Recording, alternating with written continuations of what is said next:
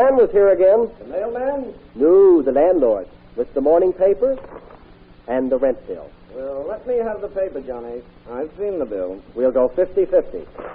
Half the bill and half the paper for each of us. You would keep the best part of the paper and give me the society page. A lot of wisdom and news can be gleaned from the society page, my colleague in poverty. But no means of employment. Don't be too sure.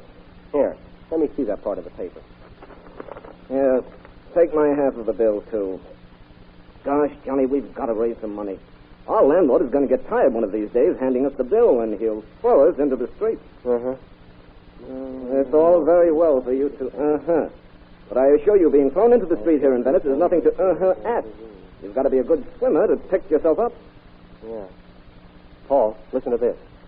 As far as my guidebook Italian permits, I make out that Miss Eleanor Maltby, whose father owns half of New York and has a mortgage on the other half, has come to Venice to spend a few weeks. Isn't that just too something or other? And that European playboy, Prince André Pierre-Edouard de Vigne, is planning on making his first pilgrimage to the city of gondolas. You don't say so. The two of them ought to get together. Ought to? Yes. Paul, my lad, they're going to. And we're the boys who are going to arrange it. Come along. Today's radio play, Royal Lover, is based on a most interesting story taken from the pages of next Sunday's issue of the American Weekly, the magazine distributed with all Hearst Sunday newspapers from coast to coast.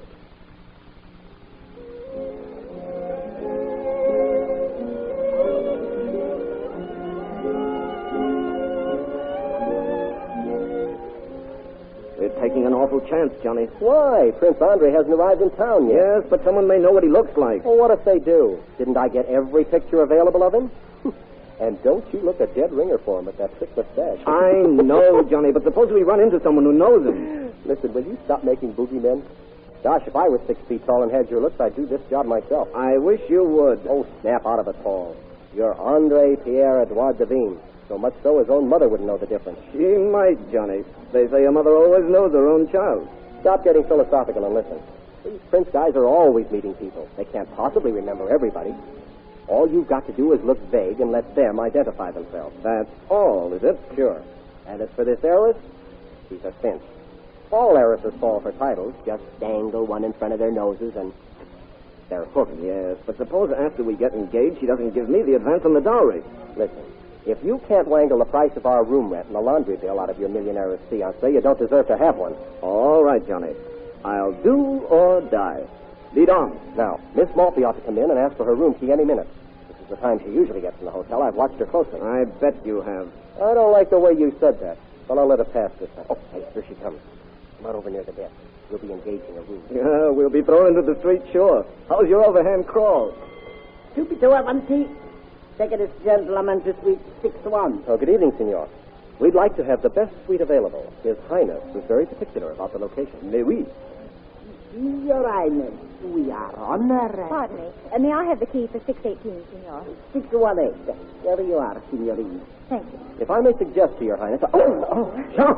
Huh? Yes, your Highness? Now, how could you be so clumsy? Locking the key from the end is so charming, mademoiselle. Oh, I say I am sorry. Oh, permit me, mademoiselle. Well, thank you. And permit me to apologize for my secretary's extreme clumsiness. Oh, that's quite all right. And to introduce myself. Mademoiselle, I am André Pierre-Edouard de Vigne. À votre service. Prince de Ville. Well, You have heard of me? heard of you. Well, who hasn't? Jean, Yes, your Highness? see that flowers are sent to mademoiselle with our formal apology. Yes, your Highness. Your Highness is too kind. That isn't necessary, I assure you. Good night. Bonsoir, mademoiselle. How am I doing, Johnny? Unspeakably well. Especially the flowers, Gag. And what am I going to buy them with? Listen, pal, you got me into this. Things have got to be handled in style. We can't be pikers. We have... His Highness will register.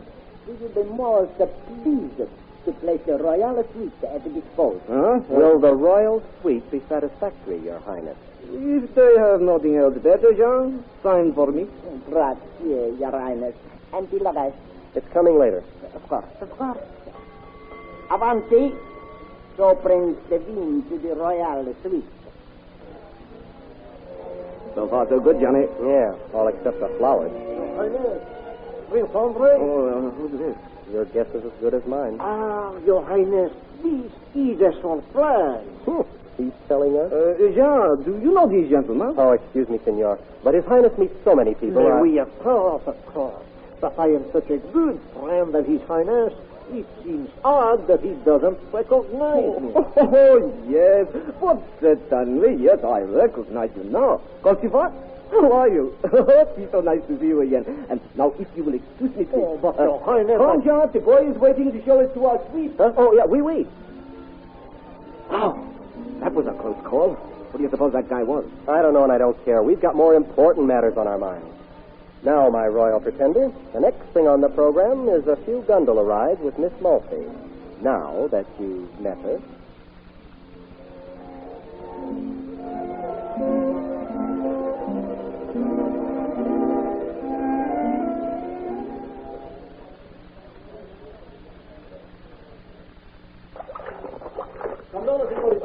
That's my gondola, senor. I am one of the best gondolieri in all the world. My gondola, senor. It is for the signorina to decide, gondolier.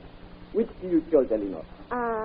I think this one will be nice. I like his handlebar mustache. Mille gracias, signor. Handlebar mustache? Yes, that's what I call that kind. It looks just like the handlebars on a bicycle. Oh, that is good. Like a bicycle. Oh, Your Highness. Good evening. Mademoiselle. Oh, monsieur. May I have a word with Your Highness? Please. I most beg you to excuse me, monsieur. This lady and I are going for a ride in this gondola. Get in, Elinor. All right. Oh, careful, signorina. This is an important matter I wish to discuss with you, Your Highness. Yes, see my secretary, please. Here he comes now. Tiens, Highness? see what this gentleman wants, please. So nice to see you again, monsieur. Well, what can I do for you? Gondolier, you may... How you say? Gondol. Si, signor. Si, signor.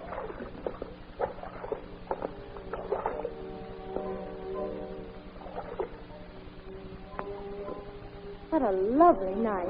You make it lovely, Elinor. Your Highness, I want to... This is my first pilgrimage to Venice. And I shall always remember it because of you. Oh, Your Highness, you shouldn't say such things. Why not? I mean them from the bottom of my heart. Oh, you are sweet, Your Highness. But, Ines, must you always address me so? well, isn't that the correct way to address a prince? Oh, yeah, but it is so formal. Call me Andre. Andre. It is music when you speak the name, Elinor. As nice as that we're hearing across the water now? Much more nice. Oh, it couldn't be. That's lovely. Can't we just drift around here and listen? Oui, but certainly. Gondolier! Gondol around here, within range of that music.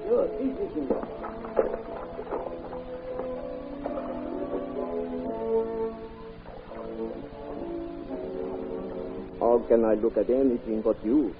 Andre, I must tell you. I cannot keep silent any longer. tell me what, Andre. I love you. What? I am mad about you. I love you. Oh, no.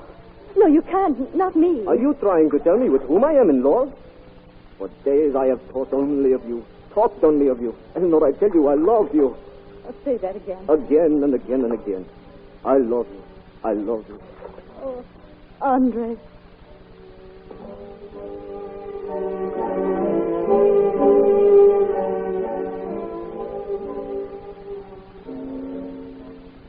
Oh, but you mustn't. This is wonderful, but it's madness. Then the madness is not all on my part. You love me? Please, Andre. Oh, Anthony, darling, make me the happiest man alive. Oh, Andre, I shouldn't, but I do. Eleanor, my darling.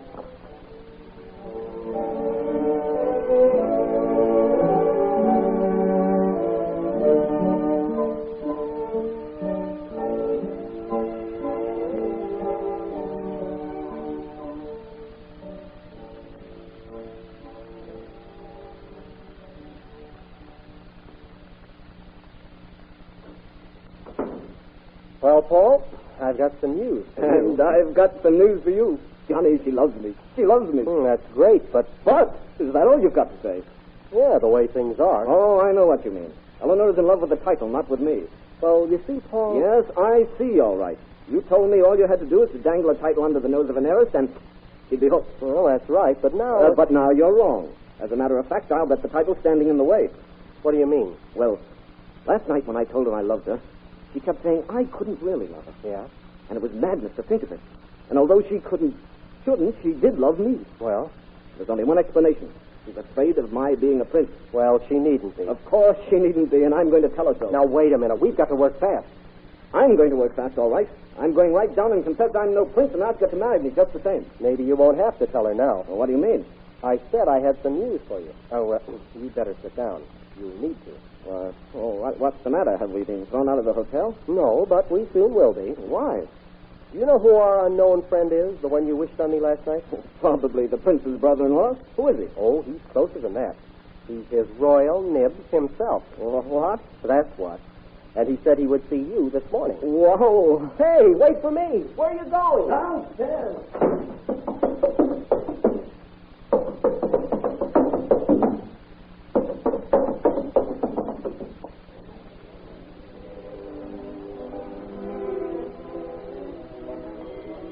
Subito, avanti.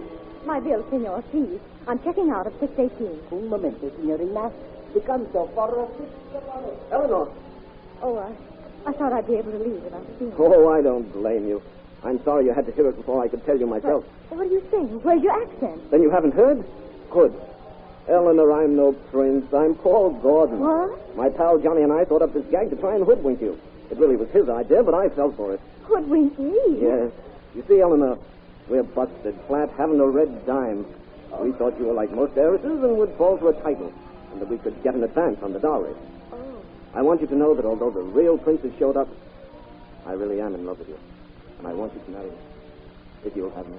Are you sure I'm rich enough? Eleanor, I don't give a hang about your money. In fact, I wish you didn't have a cent. Paul, you mean it? I never meant anything more in my life. I'm going to take you up on that. What do you mean? Paul, I'm not Eleanor Morphy. You're not? No, I'm her poor cousin, Eleanor Jones, a working girl. Well, then what? What am I doing here? Taking Cousin Eleanor's place. She decided to go to Switzerland, and rather than cancel her reservations, she let me have them. Nobody knows me anyway, so I didn't even bother to use my own name. Oh, darling. Jiggers, the prince. The prince. What? Excuse me, Your Highness. Oh, Prince, I am terribly sorry. Yeah, he's terribly sorry. No, no. You've kept these like of me ever since you have run. Now, I can explain everything, Prince Davim. Sit up there. Someone may hear you. What? How much is this worth to have you impersonate me for another week?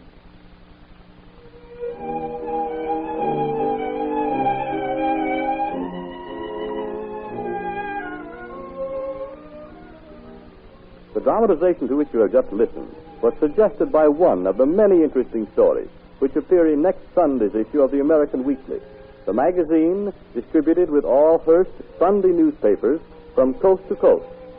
This is Wentworth announcing and turning the microphone over to your own announcer, who has a message of interest for you.